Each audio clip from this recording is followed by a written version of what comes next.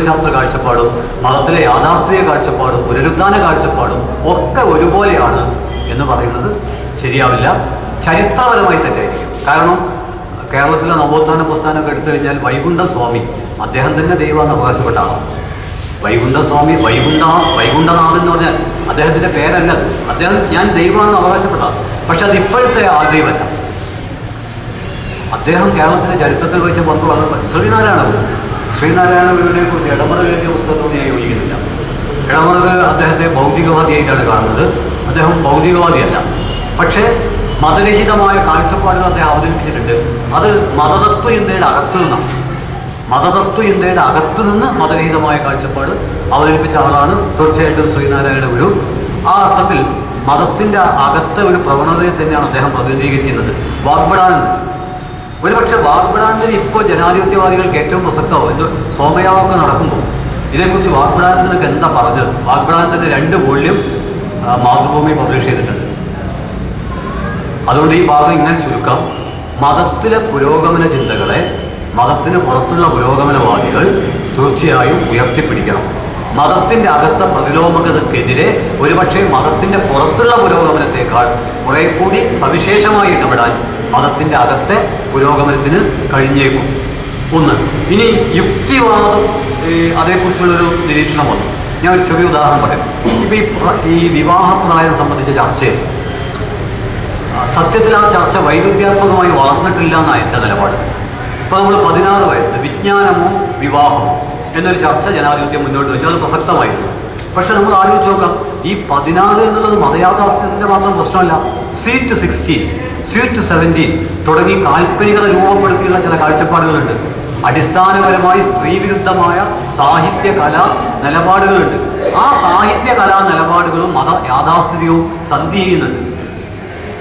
അതുകൊണ്ട് ഒരല്പം തമാശയായിട്ട് നമുക്ക് പറയാവുന്നത് ഒരു മധുര 18, മധുര 21, മധുര 25 എന്നൊക്കെയുള്ള പ്രായമധുരങ്ങളിലേക്ക് നമ്മുടെ സാഹിത്യം കടക്കുന്നതായിരിക്കും കുറച്ചുകൂടി നന്നാവുക എന്നാണ് ഞാൻ പറയുന്നത്. നമ്മൾ യുക്തിയുടെ ഒരു ഏകമാത്ര യുക്തി വെച്ച് നോക്കുമ്പോൾ മതത്തിനെതിര്, മതത്തിനനുകൂലം അങ്ങനെയല്ല. ഇവിടെ മതവും മതവിരുദ്ധതയും മാത്രമല്ല ഉള്ളത്. തത്വചിന്തയുണ്ട്, ശാസ്ത്രമുണ്ട്, രാഷ്ട്രീയമുണ്ട്, സംസ്കാരമുണ്ട്, സാഹിത്യമുണ്ട്, എല്ലാം ഉണ്ടാകും. അപ്പോൾ ഇതെല്ലാം കൂടി എങ്ങനെയാണ് പൊതുവെ പ്രവർത്തിക്കുന്നത് എന്ന് പരിശോധിക്കേണ്ടതുണ്ട്. അപ്പോഴാണ് യുക്തിബോധത്തിൻ്റെ വികാസം ഉണ്ടാവുന്നത്. അങ്ങനെ നോക്കുമ്പോഴൊരു പ്രശ്നമുണ്ട്. യുക്തി അയുക്തി എന്നതിൽ മാത്രമായി എല്ലാറ്റിനെയും നമുക്ക് അവസാനിപ്പിക്കാൻ കഴിയുമോ? യുക്തി വളരുന്നതിനനുസരിച്ച് അയുക്തികതയും വളർന്നുകൊണ്ടിരിക്കും. നമ്മുടെ ഫാൻറ്റസിയുടെ ഒരു ലോകം എന്ന് പറഞ്ഞാൽ വളരെ അത്ഭുതകരമായ ലോകമാണ്. അതുകൊണ്ട് ഇങ്ങനെ പറയാൻ പറ്റുമെന്ന് ഞാൻ വിചാരിക്കുന്നു. ഒരു കാല് സത്യത്തിൽ വെക്കുമ്പോൾ ഒരു കാല് സങ്കല്പത്തിലായിരിക്കും. എന്നാലേ ബാലൻസ് ശരിയാവും. പക്ഷേ അത് സങ്കല്പമാണെന്ന് അറിയണം. അത് സത്യമാണ് എന്ന് കരുതിയാൽ വീണ്ടും ബാലൻസ് കിട്ടും. ആദ്യത്തേതിനേക്കാൾ അപകടകരമായ വിധം ബാലൻസ് കിട്ടും. അങ്ങനെയുള്ളൊരു സമഗ്ര വീക്ഷണത്തെക്കുറിച്ചുള്ള അന്വേഷണങ്ങൾക്കിടയിലാണ് തീർച്ചയായിട്ടും ശാസ്ത്രത്തെക്കുറിച്ച് പറയുമ്പോഴും ഈ പ്രശ്നമുണ്ട്. ഇപ്പോൾ ഇവിടെ നമ്മൾ വളരെ ആവേശത്തോടെ പൊതുവെ യുക്തിവാദ നിലപാടുകളിൽ ശാസ്ത്രത്തിൻ്റെ ചോദ്യം ചെയ്യപ്പെടാത്ത ശരികളെക്കുറിച്ചുള്ള പ്രസ്താവനകൾ ഉണ്ടാവാറുണ്ട്. അത് ഒരു പരിധി വരെ ശരിയാണ്. പക്ഷെ അത് പൂർണ്ണമായിട്ട് ശരിയല്ല. എന്തുകൊണ്ടെന്നാൽ ശാസ്ത്രവും പ്രത്യയശാസ്ത്രങ്ങൾക്കകത്ത് വെച്ചാണ് രൂപം കൊള്ളുന്നത്. അതുകൊണ്ട് തന്നെ പക്ഷേ മതതത്വങ്ങളെ അപേക്ഷിച്ച് ശാസ്ത്രം എത്രയോ മുന്നിലായിരിക്കുന്നത് അത് നിരന്തര പരിശോധനയ്ക്ക് വിധേയമാവും. ഒരു ശാസ്ത്രതത്വം അവികസിതമാണ് എന്ന് അറിയുമ്പോഴും അത് പൂർണ്ണമായിട്ട് അപ്രസക്തമില്ല. ഇപ്പോൾ നമ്മൾ പറയും ഐൻസ്റ്റൈൻ വന്നതോടുകൂടി ന്യൂട്ടൺ ഇല്ല. ഐൻസ്റ്റൈൻ വന്നതോടുകൂടി ന്യൂട്ടൺ പൂർണ്ണമായും കാലഹരണപ്പെട്ടിട്ടില്ല. ന്യൂട്ടൺ ചില മണ്ഡലങ്ങളിൽ പ്രസക്തമാണ്, മറ്റു ചില മണ്ഡലങ്ങളിൽ ഐൻസ്റ്റൈൻ. അത് വികാസത്തിൻ്റെ ഒരു പ്രശ്നമാണ്. അപ്പോൾ ഞാൻ ചൂണ്ടിക്കാണിക്കുന്നത് ശാസ്ത്രം സമം പൂർണ്ണ ശരി എന്നൊരു നിലപാടിലേക്ക് എത്താൻ പറ്റില്ല. ശാസ്ത്രവും അധികാരമൊക്കെ ഉണ്ട്. ഇപ്പം നോക്കാം, നമുക്ക് ഇന്ന് നിലവിലുള്ള ശാസ്ത്ര സാങ്കേതിക വിദ്യയുടെ വളർച്ച അനുസരിച്ച് മനുഷ്യജീവിതത്തിൽ അത്ഭുതകരമായ മാറ്റം ഉണ്ടാകുന്ന കണ്ടുപിടുത്തങ്ങൾ ഉണ്ടാവാം. പക്ഷേ മിക്കവാറും കണ്ടുപിടുത്തത്തിൻ്റെ ഒരു 60% ആയുധ വ്യവസായമായിട്ട് കണ്ണിയാർക്കപ്പെട്ടിരിക്കുകയാണ്. ശാസ്ത്ര പരീക്ഷണങ്ങളെയൊക്കെ മൂലധനം റാഞ്ചിയെടുത്തിരിക്കുകയാണ്. അതുകൊണ്ട് മൂലധനാധിപത്യത്തിനെതിരെയുള്ള ഒരു സമരം ശാസ്ത്രത്തെ സ്വതന്ത്രമാക്കാൻ ആവശ്യമാണ്. ഇന്ന് ഒരു പീറ പനിക്ക് മുമ്പിൽ പകച്ചു പോകണം. സത്യത്തിൽ അതിൻ്റെ ആവശ്യമില്ല. ഫ്യൂസാവാത്തൊരു ബൾബ് മനുഷ്യ ശരീരത്തിലെ അവയവങ്ങൾ മുഴുവൻ മാറ്റിവെക്കുന്ന ശാസ്ത്രത്തിന് അസാധ്യമല്ല. പക്ഷെ എന്തുകൊണ്ട് അത് സംഭവിക്കുന്നില്ല എന്ന് പറഞ്ഞാൽ അത് ഇവിടുത്തെ മൂലധന താല്പര്യത്തിനെതിരാണ്. അതുകൊണ്ട് ശാസ്ത്രം മൂലധന താല്പര്യത്തിൻ്റെ മുമ്പിൽ മുട്ടുകുത്തി നിൽക്കേണ്ട ഒരു അവസ്ഥ വരുന്നുണ്ട്. അതുകൊണ്ട് ഇന്നത്തെ ലോകത്തെ ഏറ്റവും വലിയ വിപത്ത് ഏതാണ് എന്ന ചോദ്യത്തിന് തീർച്ചയായിട്ടും ഇവിടെയുള്ള ചില സുഹൃത്തുക്കളിൽ നിന്ന് വ്യത്യസ്തമായി മൂലധനാധിപത്യമാണ് ലോകം നേരിടുന്ന മുഖ്യ വിപത്ത്. മതത്തിനും അത് വിപത്താണ്.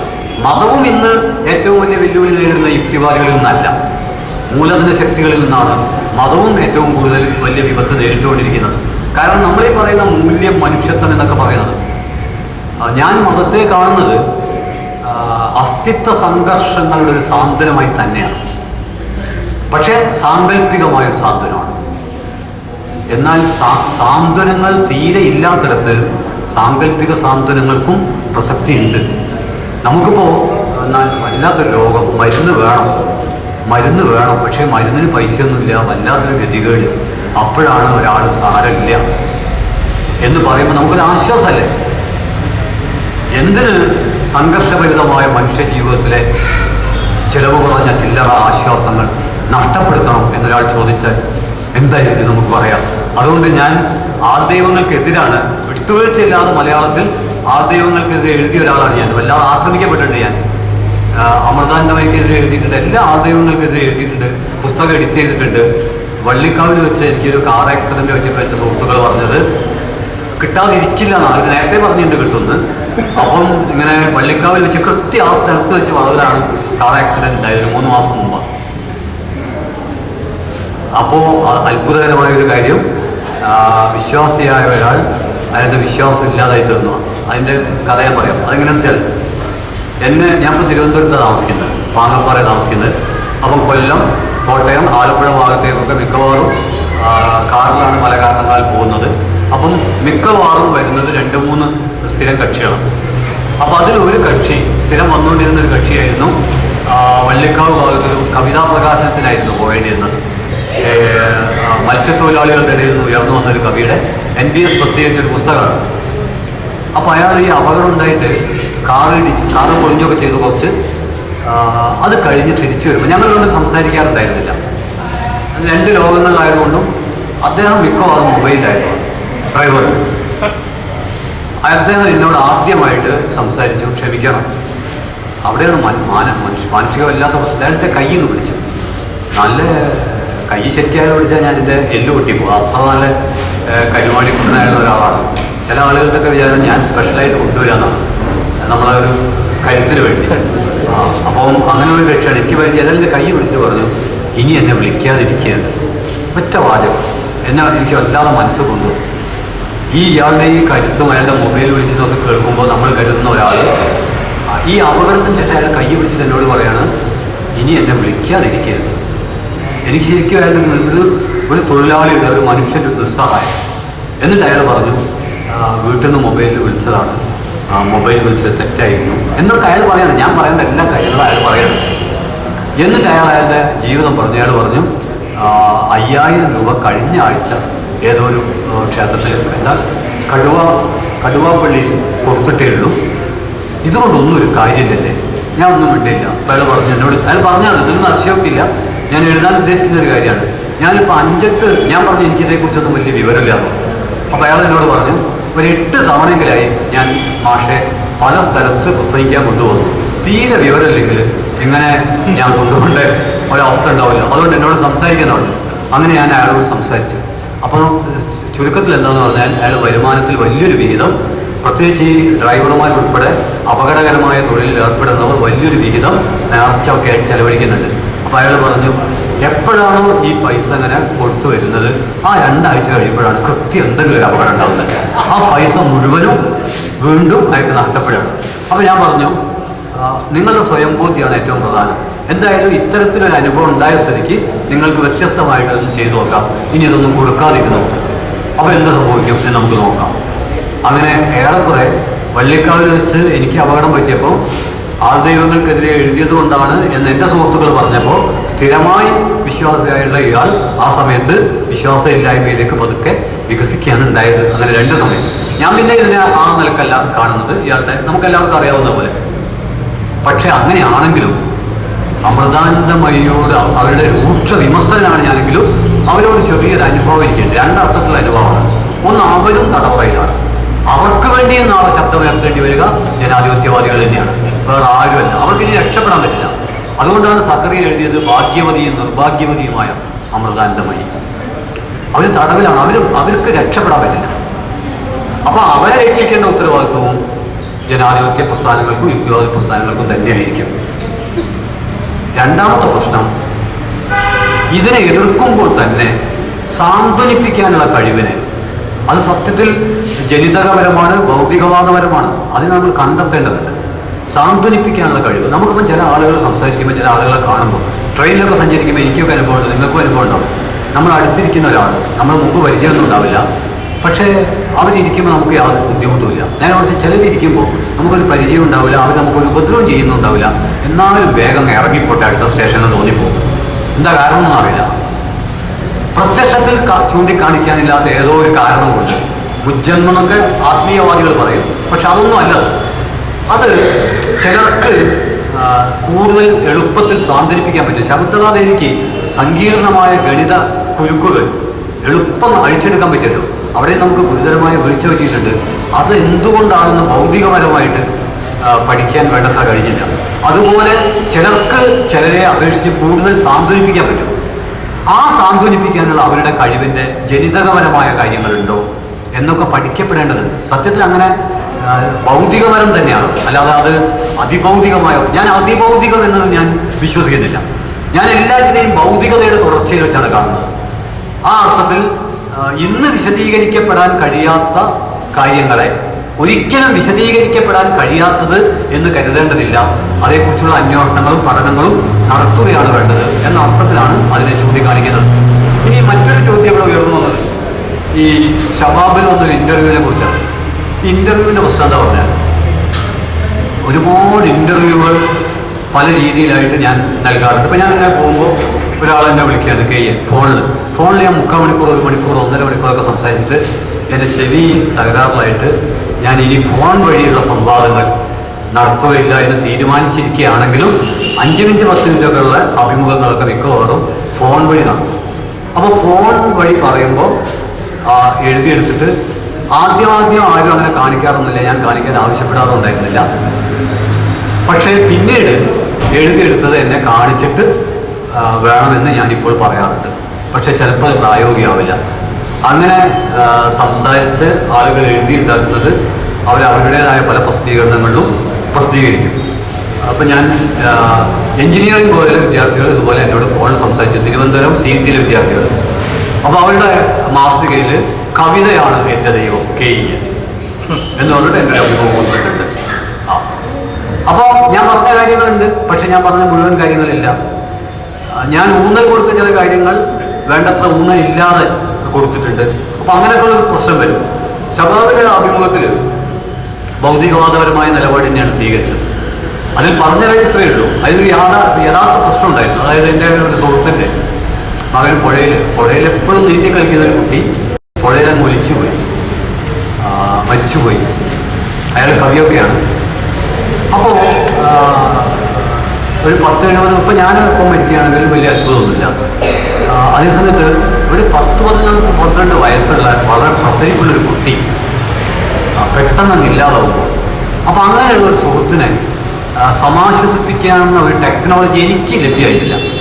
എൻ്റെ വ്യക്തിപരമായ പ്രശ്നം ഞാൻ പറഞ്ഞത്, അതിനുള്ള ടെക്നോളജി എനിക്ക് ലഭ്യമായില്ല. അതേസമയത്ത് എൻ്റെ കൂടെ വന്ന ആളുകളൊക്കെ ഇയാളുടെ കൈ പിടിച്ചിട്ട് ജീവിതം അവസാനിക്കുന്നില്ലല്ലോ അങ്ങനെയൊക്കെ പറയും. മതത്തിൻ്റെ ഒരു ടെക്നോളജി ഉണ്ടല്ലോ, അയാൾ അതിലൊരു കാര്യം ഞാൻ പറഞ്ഞതാണ് ഇവിടെ. അതായത് മരിച്ചാലും നമ്മൾ കാണും എന്ന് പറഞ്ഞ് ഞാനൊരു പ്രബന്ധം എഴുതുന്നു. മരിച്ചാലും നമ്മൾ കാണും. അത് ഉദ്ദേശിച്ച് ഇത്രയേ ഉള്ളൂ. നമ്മുടെ ശരീരം, നമ്മുടെ അവയവങ്ങൾ, എൻ്റെ കരൾ, എൻ്റെ ഹൃദയം, എൻ്റെ വൃക്ക, ഇതൊക്കെ ഓരോരുത്തർക്കും അവരുടെ അവയവം മറ്റുള്ളവർക്ക് നൽകാം. മസ്തിഷ്ക മരണമാണ് സംഭവിക്കുന്നതെങ്കിൽ 70% ശരീരഭാഗം മറ്റുള്ളവർക്ക് നൽകാൻ പറ്റും. ജീവിച്ചിരിക്കുമ്പോൾ തന്നെ ഇപ്പം ഞാനെല്ലാം വരുന്ന പരിയങ്ങാട് എന്നുള്ള ഗ്രാമത്തിലെ മുഴുവൻ മനുഷ്യരും അവരുടെ കണ്ണുകൾ ദാനം ചെയ്തു കഴിഞ്ഞു. ഒരു ഗ്രാമത്തിലെ മുഴുവൻ മനുഷ്യരും അവരുടെ കണ്ണ് ദാനം ചെയ്ത് കഴിഞ്ഞു. പിന്നെ 2ാം ഘട്ടത്തിൽ അവിടുത്തെ മുഴുവൻ മനുഷ്യരും അവയവങ്ങൾ ദാനം ചെയ്തു കഴിഞ്ഞു. ഞാൻ ഒരു തമാശ പറയാറുണ്ട്, ഈ അവയവദാന ചടങ്ങിൽ പങ്കെടുത്തത് മല്ലിക സാരാഭായിയും പിന്നെ ഈ സമ്മതപത്രം ഏറ്റുവാങ്ങാൻ ഞാനുമായിരുന്നു. അപ്പോൾ ഞാൻ തമാശയായിട്ടാണെങ്കിലും കാര്യമാണ്. ഞാൻ വിചാരിച്ചത്ര വലിയ പണിയൊന്നുമില്ലല്ലോ, അങ്ങ് വാങ്ങിയാൽ പോരെന്ന്. ഒരു 10-15 ആളല്ലേ തയ്യാറാവുള്ളൂ. നോക്കുമ്പോൾ വലിയൊരു ഘട്ടമാണ്. പ്രതീക്ഷിക്കാതെ ഭാരം വന്നുകൊണ്ട് കൈ ഉളുക്കിപ്പോയിരിക്കുകയാണ്. പക്ഷേ ഈ നല്ലൊരു കാര്യത്തിനുള്ള ഉളുക്കായതുകൊണ്ട് അതൊരു കുളിരായി ഇപ്പോഴും അനുഭവിക്കുകയാണ്.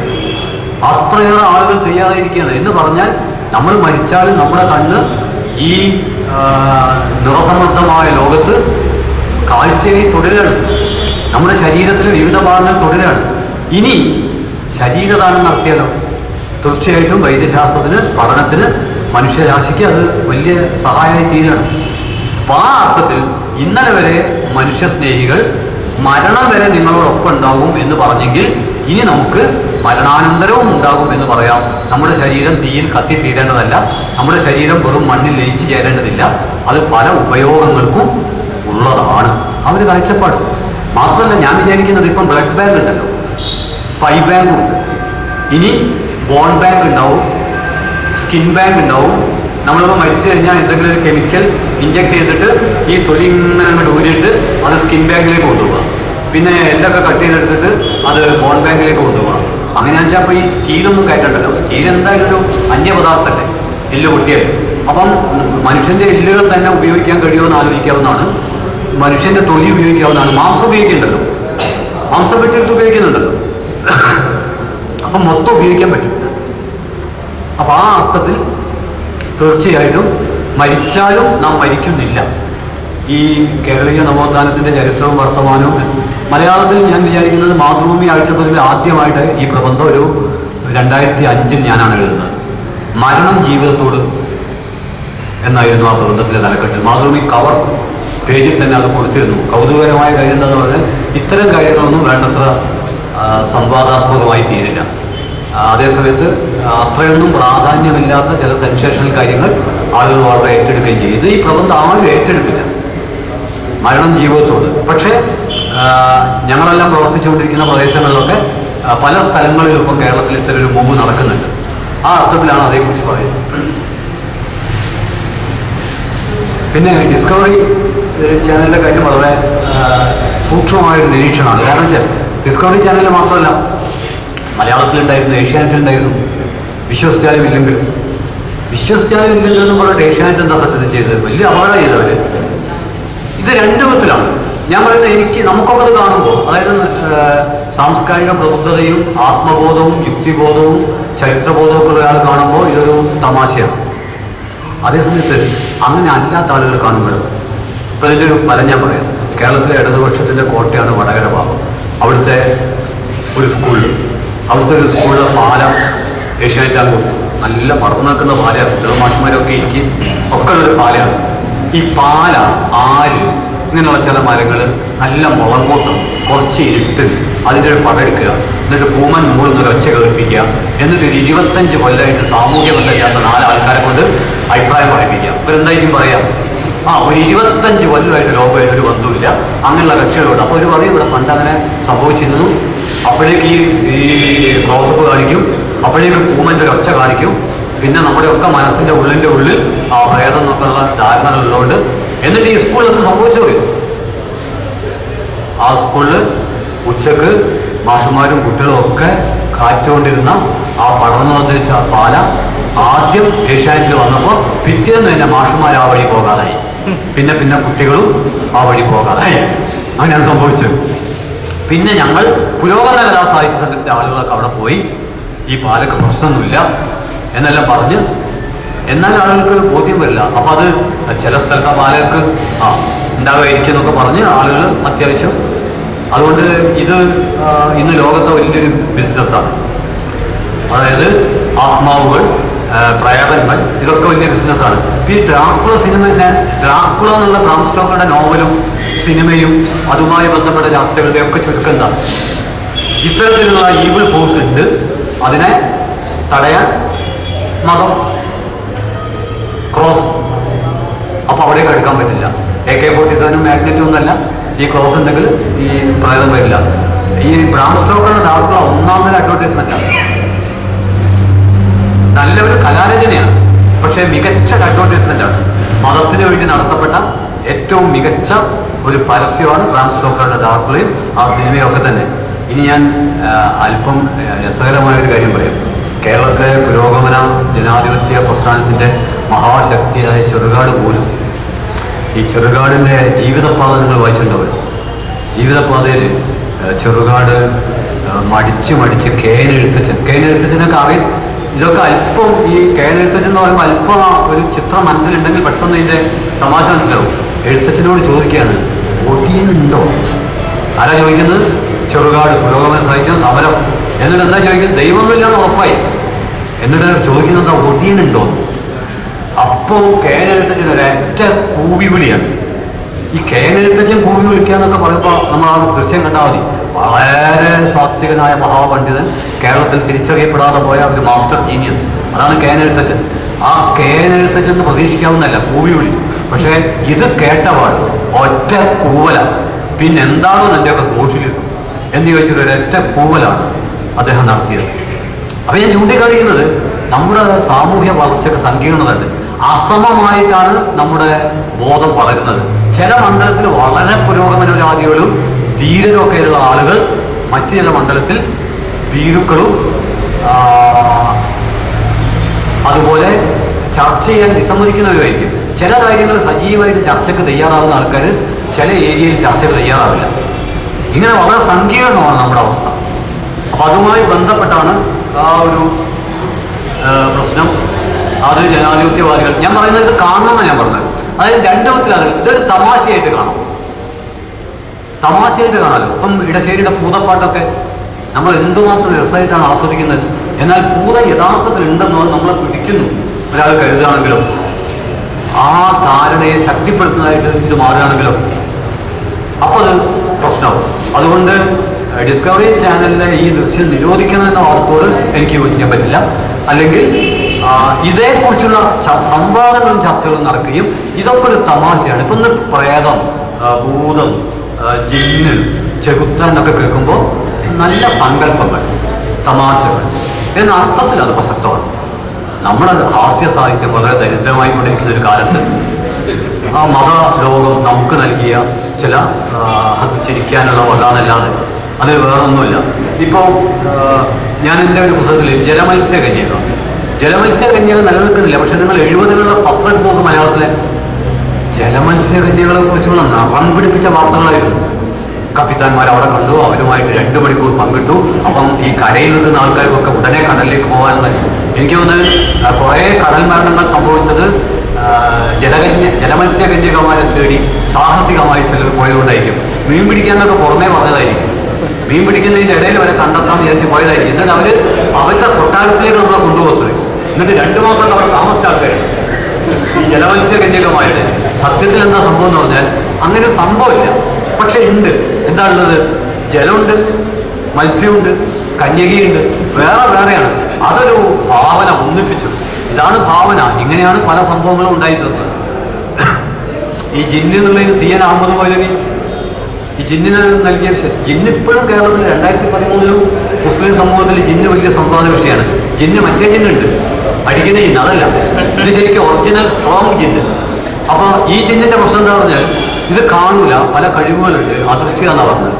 CN അഹമ്മദ് മൗലവി അതിന് കൊടുത്തത് ആദിവാസികൾ എന്നാണ് അതിൻ്റെ ട്രാൻസ്ലേഷൻ അന്ന് കൊടുത്ത്. കാരണം ആളുകളെ കാണുമ്പോൾ അവർ അന്ന്, ഇന്നല്ല, പണ്ട് ഈ നാട്ടിലെ മനുഷ്യന്മാരെ കാണുമ്പം 2 കാരണങ്ങളായി. ഒന്ന്, നാട്ടിലെ മനുഷ്യന്മാർ ശരിക്കുള്ള മനുഷ്യന്മാരല്ല എന്ന തിരിച്ചറിവിൻ്റെ അടിസ്ഥാനത്തിൽ ഈ ആദിവാസികൾ കാട്ടിലേക്ക് അന്ന് പിൻവലിയുമായിരുന്നു. അങ്ങനെ ജിന്നിന് ആദിവാസി എന്ന അർത്ഥം കൊടുത്ത് CN അഹമ്മദ് മൗലവി ജിന്ന് എന്ന് പറഞ്ഞാൽ അദൃശ്യ ജീവിയാണെന്ന് പറയുന്ന ഒരു വ്യാഖ്യാനത്തെക്കാൾ ഈ വ്യാഖ്യാനമാണ് പുരോഗമനപരം. അപ്പം അങ്ങനെ ഉള്ള കാര്യങ്ങൾ, ഒരുപാട് കാര്യങ്ങൾ തീർച്ചയായിട്ടും നടത്തേണ്ടത്. പിന്നെ ഈ സംവാദം, ഈ കാര്യത്തിൽ ഈ തർക്കമില്ല. കാരണം ഈ മതത്തിൽ അസഹിഷ്ണുത കൂടുതലാണ്. അതുകൊണ്ട് സംവാദത്തിന് ചെല്ലുമ്പോൾ സൂക്ഷിക്കണം. ശരിക്കും മുമ്പ് മതത്തിൽ തന്നെ സംവാദം നടന്നപ്പോൾ, സുന്നി മുജാഹിദ് സംവാദം നടന്നപ്പോൾ ഞങ്ങളെല്ലാം പ്രസംഗിച്ചിരുന്നു. വന്ന് സ്വാഗത പ്രസംഗം നടക്കും, നന്ദിപ്രകടനം നടക്കില്ല. കാരണം അതിൻ്റെ ഇടയിൽ അടിച്ചു പിരിഞ്ഞു. പക്ഷേ ഇപ്പോഴും പ്രത്യേകത ഉണ്ട്.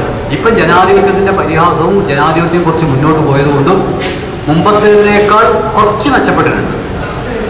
ഇപ്പം ആഴത്തിൽ മതവിശ്വാസമുള്ളവർക്കും മതരഹിതർക്കും വലിയ ശാരീരിക അപകടങ്ങൾ കൂടാതെ വേദി പങ്കിടാൻ കഴിയുന്ന ഒരു സാംസ്കാരിക അന്തരീക്ഷം കേരളത്തിൽ ഉണ്ടായിട്ടുണ്ട്. അത് കേരളത്തിലെ ജനാധിപത്യ പ്രസ്ഥാനങ്ങളുടെ പ്രവർത്തനത്തിൻ്റെ ഒരു വിജയമായിട്ടാണ് ഞാൻ കാണുന്നത്. അതേസമയത്ത് മറ്റ് സംസ്ഥാനങ്ങളിൽ സാധ്യമാകുന്നില്ല. ആ ഒരു മാറ്റം ഇടപെടൽ കൊണ്ടുണ്ടായിത്തീർന്ന മാറ്റമാണ്. അപ്പോൾ അത് അത്രയും നമ്മൾ മുന്നോട്ട് വെച്ചതാണ്. അവിടെ നിന്ന് വേണം ഇനി മുന്നോട്ട് പോകാൻ. അപ്പോൾ ആ അർത്ഥത്തിൽ അത് ഉൾക്കൊള്ളപ്പെടേണ്ടതുണ്ട്. പിന്നെ കരുതലൊക്കെ എടുത്തിട്ട് പോയാൽ മതി. ഒന്ന് കരുതി പോയാൽ മതി. സാധാരണഗതിയിൽ ഒന്ന് ആലോചിച്ചിട്ട്, കാരണം അക്ബർ പറഞ്ഞത് ശരിയാണ്. കാരണം ഈ കേൾക്കാൻ വരുന്ന ആളുകളിൽ ഭൂരിപക്ഷവും വളരെ വികാരഭരിതരാകുന്ന ആളുകളായിരിക്കും. അതുകൊണ്ടാണ് അക്ബർ ഒഴിഞ്ഞതെന്ന് എനിക്ക് അഭിപ്രായമില്ല. അത് മറ്റ് കാരണങ്ങൾ കൊണ്ടായിരിക്കും. ഇപ്പോൾ ഒരു ചോദ്യം, ഞാനിത് ശ്രദ്ധിച്ചിട്ടില്ല, പക്ഷേ ഒരിക്കൽ ഫറൂഖ് കോളേജിൽ ഇപ്പം ഞാനവിടെ പഠിപ്പിക്കുന്ന കാലത്ത് ഈ നിച്ച് ഓഫ് ട്രൂത്തിൻ്റെ ഒരു പരിപാടി, അപ്പം ആരെ പങ്കെടുക്കാം, ഞാൻ പറഞ്ഞ കലാമാഷെ പങ്കെടുപ്പിക്കാം. അങ്ങനെ കലാനാഥ മാഷും അക്ബറും നിച്ച് ഓഫ് ട്രൂത്തിൻ്റെ ആഭിമുഖ്യത്തിൽ ഫറൂഖ് കോളേജിലെ അധ്യാപകർക്ക് മുമ്പിൽ ദീർഘമായ സംവാദം സദസ്സിൽ നിന്നൊക്കെയുള്ള ഇടപെടലോടുകൂടി നടന്നിട്ടുണ്ട്. അങ്ങനെയുള്ള സംവാദം ധാരാളമായി നടക്കുന്നത് നല്ലതാണ്. അങ്ങനെ നടക്കുമ്പോഴാണ് അപ്പോൾ അതിൽ ചില ചോദ്യമൊക്കെ ഉണ്ട്.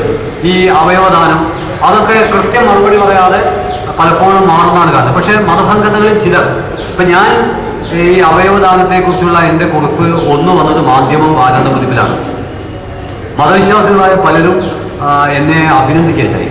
ഞാൻ തന്നെ പ്രതീക്ഷിച്ചിട്ടില്ല. അവർ പറഞ്ഞു കഴിയുമ്പോൾ വളരെ കറക്റ്റാണ്, മതത്തിൽ അവയവദാനത്തിന് വിരോധമില്ല എന്ന നിലപാടെടുക്കുന്ന കുറച്ച് പേരെങ്കിലും ഉണ്ട്.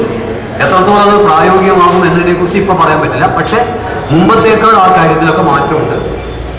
ഇനിയും ജനാധിപത്യ ഇടപെടുകയാണെങ്കിൽ തീർച്ചയായിട്ടും മാറ്റം ഉണ്ടാവും. നമ്മൾ ഇടപെടുന്നില്ലെങ്കിൽ, അതുകൊണ്ടാണ് ഞാൻ പറഞ്ഞത്, ഇപ്പോൾ ക്രിസ്തു മതത്തിൽ ഡോസ്റ്റോവസ്കിയുടെ നോവൽ വായിച്ചാൽ കാരമസവും സഹോദരന്മാർ വായിക്കുക. അതിൽ നിക്കോസ് കസാൻസാക്കിസിൻ്റെ ലാസ്റ്റ് ടെംപ്റ്റേഷൻ ഓഫ് ക്രൈസ്റ്റ് വായിക്കുക. Soosai സരമാവുവിൻ്റെ gospel according to Jesus വായിക്കുക. ഖലീൽ ജിബ്രാന്റെ നോവൽ വായിക്കുക ജീസസിനെ കുറിച്ചുള്ള. അതിലൊക്കെ ജീസസിനെ വിചാരണ ചെയ്യുന്നുണ്ട്. പക്ഷേ അതിപ്പോൾ സ്വീകരിക്കപ്പെടുന്നുണ്ട്, ഏറെക്കുറെ സ്വീകരിക്കപ്പെടുന്നുണ്ട്. എന്നാൽ മുസ്ലിങ്ങൾക്കിടയിൽ പ്രവാചകനെ കുറിച്ചുള്ള അഭിപ്രായ പ്രകടനങ്ങൾ, കഥകൾ, നോവലുകൾ, അത് ആ അർത്ഥത്തിലേക്ക് എത്തിയിട്ടില്ല. ഇപ്പം എത്തിയിട്ടില്ല എന്നേ ഉള്ളൂ. അതെത്തണമെങ്കിൽ ഈ ജീസസിന്റെ കഥാപാത്രമായിട്ട് ആദ്യം വരുമ്പോൾ വലിയ പൊട്ടിത്തെറികൾ ഉണ്ടായിരുന്നു. പക്ഷേ അത് പിന്നീട് അത് തീർച്ചയായിട്ടും ക്രിസ്തു മതത്തിൻ്റെ തന്നെ അകത്തുള്ള വിമോചന ദൈവശാസ്ത്രത്തിൻ്റെ പങ്കൊക്കെ ഉണ്ട്. അതുപോലെ മതത്തിൻ്റെ അകത്തുള്ള ജനാധിപത്യ പ്രസ്ഥാനങ്ങളോട് ഈ കാര്യത്തിൽ തീർച്ചയായിട്ടും ഐക്യപ്പെടേണ്ടതുണ്ട്. അങ്ങനെ ഐക്യപ്പെട്ട് ഇതിൽ ഒരു ഇടപെടൽ വന്നു കഴിഞ്ഞാൽ മാത്രമേ സംവാദം കൊണ്ടുള്ള ഫലം ഉണ്ടാവുകയുള്ളൂ. അതിൽ മാറ്റം.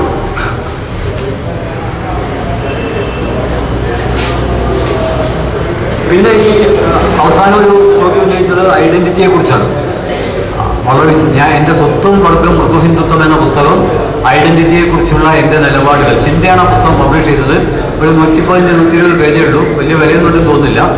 അതിൽ വിശദമായിട്ട് ഈ കാര്യം പറഞ്ഞിട്ടുണ്ട് ഞാൻ. പക്ഷേ ഇവിടെ പറയുന്ന വേറൊരു കാര്യം കൂടിയാണ്. അതായത് യുക്തിവാദത്തിൽ നിലനിൽക്കണമെങ്കിൽ ഒരു ഐഡന്റിറ്റി ഉണ്ടാക്കിയെടുക്കണം. ഒരു മതരഹിത ഐഡന്റിറ്റി, മതരഹിത സ്വത്വം രൂപപ്പെടുത്തിയെടുക്കാതെ യുക്തിവാദ പ്രസ്ഥാനത്തിന് നിലനിൽക്കാൻ പറ്റില്ല. ഉദാഹരണമായിട്ട് കുട്ടികൾക്ക് എന്ത് പേരിടും? മതരഹിതർ കുട്ടികൾക്ക് എന്ത് പേരിടും? ഇപ്പം പാരമ്പര്യം അനുസരിച്ച് അച്ഛൻ്റെ പേരിടാം, പിന്നെ അമ്മേൻ്റെയും അച്ഛൻ്റെയും പേര് കുട്ടികളുടെ പേരിടാം. അങ്ങനെയൊന്നും അല്ലാത്തൊരു പേര് എന്തായിരിക്കും? വീരക്കം മാതൃഭൂമിയിൽ കൽപ്പറ്റ നാരായണൻ്റെ ആകാശമിട്ടായി എന്ന് പറഞ്ഞ കവിത ഉണ്ട്. അത് ഷിബു മുഹമ്മദിൻ്റെ മകളുടെ പേരാണ് മഴ എന്നാണ് കുട്ടിയുടെ പേര്. അതിനെ മുൻനിർത്തിയാണ് ഈ ലക്കം മാതൃഭൂമി ആഴ്ചപ്പതിലെ കവിത ആകാശമിട്ടായി. അത് ബഷീറിൻ്റെ പ്രയോഗമാണ്. കേരളത്തിലൊരു 10 കൊല്ലെങ്കിലുമായി പേരിൻ്റെ രാഷ്ട്രീയത്തെക്കുറിച്ച് നിരന്തരമായി എഴുതിക്കൊണ്ടിരിക്കുന്ന ഒരാളാണ് ഞാൻ. നിരന്തരമായിട്ട് എഴുതിക്കൊണ്ടിരിക്കുകയാണ്. അതായത് 1001 ഹിന്ദു പേരും 1001 മുസ്ലിം പേരും ഉള്ള സ്ഥലത്ത് ഒരു 101 മതരഹിത പേരുകൾ എന്നൊരു ചെറിയ പുസ്തകമെങ്കിലും വിവാഹിതരാകുന്ന ആദർശ ദമ്പതികൾക്ക് ഒരു സമ്മാനമായി നൽകാൻ തീർച്ചയായിട്ടും യുക്തിവാദി സംഘത്തിന് ശ്രദ്ധിക്കാവുന്നതാണ്. ഞാൻ പറഞ്ഞു വന്നൊരു ചുരുക്കതാണ്, ഐഡന്റിറ്റി ഫോം ചെയ്യാൻ പറ്റുന്നില്ലെങ്കിൽ പേരിൽ ഇപ്പം മരിച്ചു കഴിഞ്ഞാൽ മതത്തിന് അതിൻ്റെതായ ഒരുപാട് ചടങ്ങുണ്ടായാലും മൃതദേഹത്തോട് എന്നോട് ഡോക്ടർ ബി ഇക്ബാൽ ഒരിക്കൽ പറഞ്ഞു. ഇക്ബാൽ എന്താ പറഞ്ഞാൽ, അല്ല കേരളൻ എൻ്റെ ബ്രദർ മരിച്ചപ്പോൾ അങ്ങ് എടുത്തുകൊണ്ട് എൻ്റെ പ്രസംഗം നടത്തി പൂർണ്ണമായിട്ടും മതരഹിതനായ ഒരാളാണ്. അതുകൊണ്ടാണ് ഉദാഹരണം പറഞ്ഞത്. അദ്ദേഹത്തിൻ്റെ ബ്രദറും മതരഹിതനായിരുന്നു. ഒരു ചടങ്ങുമില്ല, അങ്ങ് കൊണ്ടുപോയി പിന്നെ അതിൻ്റെ പ്രസംഗം നടത്തി. ഇത് അപര്യാപ്തമല്ലേ ഗെയ്യം? മതത്തിലൊക്കെ ഇതിനോട് ബന്ധപ്പെട്ട് ഒരുപാട് റിച്വൽ, ഈ ബോഡി, അതിൻ്റെ കുടുംബം, അതിൻ്റെ ഒക്കെ ഒരു പരിഗണന അതൊക്കെ ശരിക്കും നൽകുന്നുണ്ട്. എന്നാൽ മതരഹിതർ വേണ്ടത്ര പരിഗണന നൽകുന്നുണ്ട്. അവിടെയാണ് ഞാൻ പറഞ്ഞത്, ഇതിന് സെക്കുലർ റിച്വൽസ് കണ്ടുപിടിക്കണം. മരണം ഒരു സംഭവം തന്നെയാണ്, ജന്മ ഒരു സംഭവം തന്നെയാണ്, മരണം ഒരു സംഭവം തന്നെയാണ്. ആ സംഭവത്തെ അഭിസംബോധന ചെയ്യാൻ കഴിയുന്ന മതേതരമായ അനുഷ്ഠാനങ്ങൾ മതപരമായ അനുഷ്ഠാനങ്ങൾക്ക് ബദലായി തീർച്ചയായിട്ടും കണ്ടുപിടിക്കണം. മരിച്ചു കഴിഞ്ഞാൽ ശരീര അവയവം ദാനം ചെയ്യുന്നതും ശരീരം ദാനം ചെയ്യുന്നതും ഓക്കെ, പക്ഷെ അങ്ങനെ ദാനം ചെയ്തൊരു പ്രസംഗം മാത്രം പോരാ. മറിച്ച് ഈ മരിച്ചു പോയത് മുഴുവനാണോ ആ കുടുംബം, ബന്ധുക്കൾ, അവരിലേക്ക് എങ്ങനെയാണ്, ഏതുതരം അനുഷ്ഠാനങ്ങളിലൂടെയാണ് ജനാധിപത്യം കടക്കാൻ പോകുന്നത് എന്നൊക്കെയുള്ള പ്രശ്നമുണ്ട്. അതൊക്കെ ഉൾപ്പെട്ടതാണ് മതരഹിത സ്വത്വം എന്നുള്ളത്. ഞാൻ എൻ്റെ ഈ ഇരകളുടെ മാനിഫെസ്റ്റോ എന്നുള്ള പുസ്തകത്തിലാണ് ഐഡൻറ്റിറ്റിയെക്കുറിച്ചുള്ളൊരു കാഴ്ചപ്പാട് മുന്നോട്ട് വെച്ചത്. അത് സത്യത്തിൽ വെറുതെ വിവാഹമായി തീർന്നൊരു കാര്യമാണെന്നാണ് ഞാൻ വിചാരിക്കുന്നത്. കാരണം നമ്മൾ മലയാളികൾ എന്നുള്ള അർത്ഥത്തിൽ നമുക്ക് ഭാഷാപരമായ ഐഡൻറ്റിറ്റി ഉണ്ട്. കേരളത്തിലെ മനുഷ്യർ എന്നുള്ള അർത്ഥത്തിൽ നമുക്ക് ആണുങ്ങൾക്ക് ആണ് ഐഡൻറ്റിറ്റി ഉണ്ട്, പെണ്ണുങ്ങൾക്ക് പെണ്ണ് ഐഡൻറ്റിറ്റി ഉണ്ട്. വിവിധ മതക്കാർക്ക് മതത്തിൻ്റെതായൊരു ഐഡൻറ്റിറ്റി ഉണ്ട്. 90% മനുഷ്യരും ജീവിക്കുന്നത് ആ ഐഡൻറ്റിറ്റിക്ക് അകത്താണ്. 10% ഐഡൻറ്റിറ്റിക്ക് പുറത്ത് ജീവിക്കുന്ന മതരഹിതരുണ്ടെങ്കിൽ അവർക്ക് സത്യത്തിൽ ഐഡൻറ്റിറ്റി ഇല്ല. കാരണം അവർ തത്വത്തിൽ മതരഹിതരായിട്ടുണ്ടെങ്കിലും ജന്മം, വിവാഹം, മരണം, വീടുകൂടൽ, ഇതിലൊക്കെ ഏതെങ്കിലും ആചാരം അവർ പങ്കുവെക്കുന്നുണ്ടാവും. ചിലപ്പോൾ നിഷ്ക്രിയമായിട്ട് അലസമായിട്ട് പങ്കുവെച്ചിട്ടുണ്ടാവും. അവരുടെ നേതൃത്വത്തിലാവില്ല, അവരങ്ങനെ നിന്നു കൊടുക്കുന്നുണ്ടാവും. അങ്ങനെ നിന്നു കൊടുക്കേണ്ടതില്ല. ബദൽ അനുഷ്ഠാനങ്ങൾ വികസിപ്പിച്ചെടുക്കാം. അപ്പം മാത്രമേ ഐഡൻറ്റിറ്റി ഫോം ചെയ്യാൻ പറ്റുള്ളൂ. ഈ അർത്ഥത്തിലാണ് അതേക്കുറിച്ചുള്ളൊരു നിരീക്ഷണം വന്നത്. ഞാൻ എൻ്റെ പുസ്തകത്തിൻ്റെ 5ാമത്തെ പതിപ്പാണ് ചിന്ത പബ്ലിഷ് ചെയ്തത്. ഞാൻ പ്രത്യേകം എടുത്തു പറയാനുള്ള കാരണം, ഈ പുസ്തകം എന്തോ ഇടതുപക്ഷത്തിന് അപകടമുണ്ടാക്കി എന്ന പ്രചാരണം ഇടതുപക്ഷ സുഹൃത്തുക്കളിൽ നിന്ന് തന്നെ ഉണ്ടായിരുന്നു. പല കാരണങ്ങളാലായിരിക്കും അതുണ്ടായത്. പക്ഷെ എന്തായാലും അതിൻ്റെ ഏറ്റവും പുതിയ പതിപ്പ് ചിന്തയാണ് പബ്ലിഷ് ചെയ്തത്. ഏകദേശം അത് തീരാറായി. അതിൻ്റെ അടുത്ത പതിപ്പ് മിക്കവാറും അനിവാര്യമായി തീരും. പല സുഹൃത്തുക്കളും പുസ്തകം വായിക്കുന്നതിന് മുമ്പേ വിമർശിച്ച സുഹൃത്തുക്കൾ പുസ്തകം വായിച്ചതിന് ശേഷം വിമർശനം പിൻവലിക്കുന്നതായി എന്നെ അറിയിക്കാനുള്ള ധീരത കാണിച്ചിട്ടുണ്ട് എന്നുകൂടി ഞാൻ കൂട്ടത്തിൽ ഓർക്കുകയാണ്. പലരും ഈ പുസ്തകം വേണ്ടത്ര വായിക്കാതെ ചില വാചകങ്ങളൊക്കെ അവിടുന്ന് ഇവിടുന്നു വന്നതിൻ്റെ അടിസ്ഥാനത്തിൽ അഭിപ്രായം പറയാനുണ്ടായത്. സ്വത്വത്തെ ഞാൻ ഒരിക്കലും സ്ഥിരമായ ഒന്നായിട്ടല്ല, ചരിത്രപരമായ ഒന്നായിട്ട് തന്നെയാണ് അതിൽ കണ്ടിട്ടുള്ളത്. വളർന്നുകൊണ്ടിരിക്കുന്ന, മാറിക്കൊണ്ടിരിക്കുന്ന ഒന്നായി തന്നെയാണ് കണ്ടുകൊണ്ടിരുന്നത്.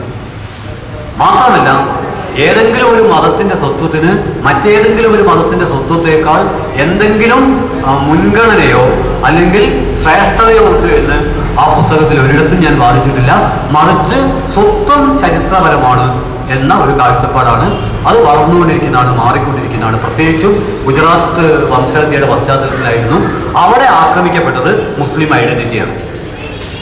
ഏത് പാർട്ടിക്കാരെന്നുള്ള ആൾക്കല്ല, പണക്കാരൻ പാവപ്പെട്ടവൻ അല്ല, കോൺഗ്രസ് കമ്മ്യൂണിസ്റ്റ് അല്ല, മതവിശ്വാസി യുക്തിവാദി അല്ല, മുസ്ലിം എന്ന ഐഡന്റിറ്റിയാണ് അവിടെ ആക്രമണത്തിന്.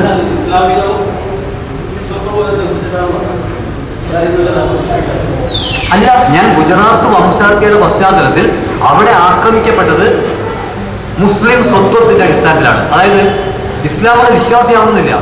മിശ്രവിവാഹിതരായ മുസ്ലിങ്ങൾ ആക്രമിക്കപ്പെട്ടിട്ടുണ്ട്, മതരഹിതരായ മുസ്ലിങ്ങൾ ആക്രമിക്കപ്പെട്ടിട്ടുണ്ട്. പിന്നെ സാധാരണ കലാപത്തിൽ പറയല്ലോ, പണക്കാർ രക്ഷപ്പെടും, ദരിദ്രരാണ്. പണക്കാർ ആക്രമിക്കപ്പെട്ടിട്ടുണ്ട്, മജിസ്ട്രേറ്റ് ഓടി രക്ഷപ്പെട്ടിട്ടുണ്ട്, പോലീസ് ഐ ജി ഓടി രക്ഷപ്പെട്ടിട്ടുണ്ട്, വലിയ സ്ഥാപനങ്ങൾ, കച്ചവട സ്ഥാപനങ്ങൾ ആക്രമിക്കപ്പെട്ടിട്ടുണ്ട്. അപ്പോൾ എൻ്റെ മേജർ ആർഗ്യുമെന്റ് ഗുജറാത്ത് വംശഹത്യയിൽ ഐഡന്റിറ്റി, മുസ്ലിം ഐഡന്റിറ്റിയാണ് ആക്രമിക്കപ്പെടാൻ നിമിത്തമായത്, അല്ലാതെ അവരുടെ രാഷ്ട്രീയ കാഴ്ചപ്പാടോ മതപരമായ കാഴ്ചപ്പാടോ അല്ല. മുസ്ലിം എന്നാണോ? മുസ്ലിം എന്നതുപോലും അല്ല. ചില താടിയുള്ള ആളുകളിൽ ഹിന്ദുക്കൾ കൊല്ലപ്പെട്ടിട്ടുണ്ട്. യഥാർത്ഥത്തിൽ ഹിന്ദു താടിയുള്ളത് കൊണ്ട് കൊല്ലപ്പെട്ടിട്ടുണ്ട് ബോംബെ റൈറ്റ്. ഇനി ഞെട്ടിക്കുന്നൊരു കാര്യം പറയാം. രമേശ് പടേക്കർ എന്ന് പറയുന്ന ഒരാൾ താടിയൊന്നുമില്ല, അയാളെ പിടിച്ചപ്പോൾ അയാൾ പറഞ്ഞു, അയാൾ യഥാർത്ഥത്തിൽ ഹിന്ദുവാണ്, പക്ഷെ ഉടുമ്പും കഴിച്ച് നോക്കിയപ്പോൾ മെഡിക്കൽ ഗ്രൗണ്ടിൽ സർക്കംസൈസ് ചെയ്തിരുന്നു. അതുപോലെ മെഡിക്കൽ ഗ്രൗണ്ടിൽ സർക്കംസൈസ് ചെയ്യപ്പെട്ടിരുന്നു. അയാൾ പറഞ്ഞ എല്ലാം തള്ളപ്പെട്ടു. ഇവിടെ വിശ്വാസത്തിനൊന്നും പ്രശ്നമില്ല, ചില അടയാളങ്ങൾ നോക്കിയിട്ടാണ്. പിന്നെ ഇങ്ങനെ ഉണ്ടത്രേ, ചെറിയൊരു സാധനം കൊണ്ട് കുത്തു, അപ്പോൾ അതുകൊണ്ടാണോ പെട്ടെന്നുള്ള നമ്മുടെ പ്രതികരണം നടക്കും, അത് നോക്കിയിട്ട് ശരിപ്പെടുത്തിയിട്ടുണ്ട്. പലതും ഇത്തരം ഒരു പശ്ചാത്തലത്തിലാണ് ഈ ഐഡന്റിറ്റി എങ്ങനെയാണ് പ്രധാനമാകുന്നത്. പ്രത്യേകിച്ച് ഉത്തരേന്ത്യയിലൊക്കെ ഹിന്ദു പാനി മുസ്ലിം പാനി എന്ന് പറഞ്ഞിട്ട് വെള്ളം തന്നെയും വിഭജിക്കപ്പെടുന്ന അവസ്ഥയുണ്ട്. ഞാൻ ഈ രണ്ട് മിനിറ്റ് കൊണ്ട് പറഞ്ഞ് അവസാനിപ്പിക്കാം. ഞാൻ ഈ കടമനിട്ടയും ഞങ്ങളെല്ലാം ഗുജറാത്തിൽ 10 ദിവസം ഉണ്ടായിരുന്നു. ഇപ്പം ഭാഷാഭൂഷണിയിൽ വന്ന അഭിമുഖമുണ്ട്. അവരുടെ വീട്ടിലൊക്കെ ഞങ്ങൾ പോയിട്ടുണ്ട്. നരോദ്പാട്ടിയിൽ പോയിട്ടുണ്ട്, വഡോദരയിൽ പോയിട്ടുണ്ട്, ഗോത്രയിൽ പോയിട്ടുണ്ട്. എല്ലാ സ്ഥലങ്ങളിലും പോയിട്ട് ഈ അനുഭവമുള്ള മനുഷ്യരുമായിട്ട് സംസാരിച്ചിട്ടുണ്ട്. അപ്പോൾ അതിൽ മതമല്ല സത്യത്തിൽ, മതവിശ്വാസിയാണോ അല്ലയോ എന്നൊക്കെ എങ്ങനെയാണ് പരിശോധിക്കാൻ കഴിയുക? ഐഡന്റിറ്റി മാത്രമേ പരിശോധിക്കാൻ പറ്റുള്ളൂ. ഒരു പ്രത്യേക മതത്തിലാണെന്നുള്ള ഐഡന്റിറ്റി മാത്രമേ പരിശോധിക്കാൻ പറ്റുള്ളൂ. അങ്ങനെ പരിശോധിച്ചുകൊണ്ടാണ് ഗുജറാത്തിലെ വംശഹത്യ നടന്നത് എന്നുള്ളതാണ്. ഇത് തന്നെയാണ് ഒറീസയിലും നടന്നത്. അവിടെ ക്രിസ്ത്യൻ ഐഡന്റിറ്റി മാത്രം നോക്കി. എന്നിട്ട് ഞങ്ങളോട് പോകുമ്പോൾ നമ്മൾ ഇടതുപക്ഷ മുദ്രാവാക്യം എന്തായെന്ന് അറിയോ? മതമല്ല മതമല്ല മതമല്ല പ്രശ്നം, എരിയുന്ന വയറിൻ്റെ തീയാണ് പ്രശ്നം എന്ന മുദ്രാവാക്യം വിളിച്ചിട്ടാണ് ഞങ്ങളിവിടെ നാട് കയറ്റി വിട്ടത്. ഞാൻ തിരിച്ചു വന്ന് എഴുതിയെന്താണെന്നറിയോ? മതമാണ് മതമാണ് മതമാണ് ഒറീസയിലെ പ്രശ്നം, ക്രിസ്ത്യനാണോ ശരിപ്പെടുത്തുക എന്നുള്ളതാണ്. അപ്പോൾ അവിടെ റിലീജിയൻ പ്രധാനപ്പെട്ട, ഐഡന്റിറ്റി പ്രധാനപ്പെട്ട പ്രശ്നമായിട്ടിരുന്നു. ഇനി ഒരു കാര്യം കൂടി ഓർക്കാം, CPM-ന്റെ സംസ്ഥാന കമ്മിറ്റി ഓഫീസിൽ വെച്ചാണ് അവിടുത്തെ ക്രിസ്തുമതക്കാരുടെ പ്രാർത്ഥന നടന്നത്. ഞാനും പങ്കെടുത്തിട്ടുണ്ടായിരുന്നു. ഞാൻ മതരഹിതനാണ്. പക്ഷേ ആ സമയത്ത് അവരുടെ പ്രാർത്ഥനയിൽ ഐക്യപ്പെടുക എന്നുള്ളത് അവർക്കൊരു മോറൽ കരുത്തു കൊടുക്കുകയാണ്. അല്ലെങ്കിൽ CPM-ന്റെ സംസ്ഥാന കമ്മിറ്റി ഓഫീസിൽ ചർച്ചയായിട്ട് പ്രവർത്തിക്കാൻ അനുവദിക്കും. അത് പ്രത്യേക സന്ദർഭമാണ്. അപ്പോൾ ഇത്തരം ഒരു സന്ദർഭത്തിലാണ് ഐഡന്റിറ്റിയെക്കുറിച്ച് പ്രതിപാദിക്കുന്ന ഇരകളുടെ മാനിഫെസ്റ്റോ എന്ന പുസ്തകം പുറത്തിറക്കിയത്. പുസ്തകത്തിനെതിരെ വിമർശനം ഉണ്ടായിരുന്നു എന്നത് ശരിയാണ്. ഇടതുപക്ഷക്കാരിൽ ചിലരും വിമർശിച്ചിരുന്നു. പക്ഷേ ആ വിമർശനം ഇടതുപക്ഷക്കാർക്ക് റദ്ദ് ചെയ്യേണ്ടി വന്നു എന്നതിൻ്റെ തെളിവായിട്ടാണ് ചിന്ത പബ്ലിഷേഴ്സ് ആ പുസ്തകം 5ാം പതിപ്പ് പുറത്തിറക്കിയിരിക്കുന്നു എന്ന് ഞാൻ കൂടുതൽ വിശദീകരണം ഒഴിവാക്കാൻ പറഞ്ഞു. ഇടതുപക്ഷ കാഴ്ചപ്പാട്, പ്രത്യേകിച്ച് ഇത്രയൊക്കെ വിവാദമായ പശ്ചാത്തലത്തിൽ ഒരു പുസ്തകം ചിന്ത പബ്ലിഷ് ചെയ്യണമെങ്കിൽ തീർച്ചയായിട്ടും അതൊരു പരിശോധനയ്ക്ക് ശേഷം മാത്രമേ ചെയ്യാൻ പറ്റൂ. അത് പുറത്തു വന്നു എന്നതുകൊണ്ട് വ്യക്തമാവുന്നത് ഇത് സംബന്ധമായി ഞാൻ മുന്നോട്ട് വെച്ച കാഴ്ചപ്പാട് മാത്രമല്ല, പ്രായോഗികമായിട്ട് നമുക്കിപ്പോൾ അറിയാലോ. ഇപ്പം മുസ്ലിങ്ങൾക്ക് പ്രത്യേകമായ ഇടതുപക്ഷ കൂട്ടായ്മ രൂപപ്പെട്ടിട്ടുണ്ട്, മുഖ്യധാര എന്നൊരു പ്രസിദ്ധീകരണം രൂപപ്പെട്ടിട്ടുണ്ട്, ദളിതുകളുടെ ഒരു സംഘടന രൂപപ്പെട്ടിട്ടുണ്ട്. അതൊക്കെ അതായത് സാമ്പത്തിക ചൂഷണത്തോടൊപ്പം സ്വത്വപരമായ ചൂഷണവും ആളുകൾ അനുഭവിക്കുന്നുണ്ട് എന്നുള്ളതുകൊണ്ടാണ്. തീർച്ചയായിട്ടും ഞാൻ അവസാനിപ്പിക്കുകയാണ്. സ്വത്വം വർഗം മൃദു ഹിന്ദുത്വം എന്ന പുസ്തകമാണ് ഇരകളുടെ മാനിഫെസ്റ്റോയെ കുറിച്ച് വന്ന വിമർശനങ്ങളോടുള്ള എൻ്റെ പ്രതികരണമായി ഒടുവിൽ പുറത്തു വന്ന പുസ്തകം. അതും ചിന്ത തന്നെയാണ് പ്രസിദ്ധീകരിച്ചിട്ടുള്ളത്. ആ നിലപാടിൽ നിൽക്കുകയാണ് ഞാൻ. ആ നിലപാടിൻ്റെ വിമർശകരിൽ പലരും നിലപാട് മാറ്റിയെന്നാണ് ഞാൻ കരുതുന്നത്. മാറ്റിയിട്ടില്ലെങ്കിലും മാറ്റിയിട്ടുണ്ടെങ്കിലും തുടർന്നും ഇത് സംബന്ധമായ സംവാദങ്ങൾ തുടരാവുന്നതാണ്. ഞാൻ പ്രതീക്ഷിക്കുന്നത് മിക്കവാറും ചിന്ത ഈ പുസ്തകത്തിൻ്റെ 6ാം പതിപ്പും ഇറക്കേണ്ടി വരുമെന്നാണ്. കാരണം ഞാൻ ഇന്ന് ജോസഫിനെ വിളിച്ചപ്പോൾ പുസ്തകത്തിൻ്റെ കോപ്പികൾ കുറച്ച് ഇനിയുള്ളൂ എന്നാണ് പറഞ്ഞത്. അപ്പം വീണ്ടും സംവാദമാക്കാം എന്ന് പറഞ്ഞുകൊണ്ട് വാക്കുകൾ അവസാനിപ്പിക്കുന്നു. തുടക്കത്തിൽ പറഞ്ഞു ചോദ്യോത്തരവൊന്നുമല്ല, നമ്മൾ നടത്തുന്നൊരു അന്വേഷണം, അത്ര മാത്രമേ ഉള്ളൂ.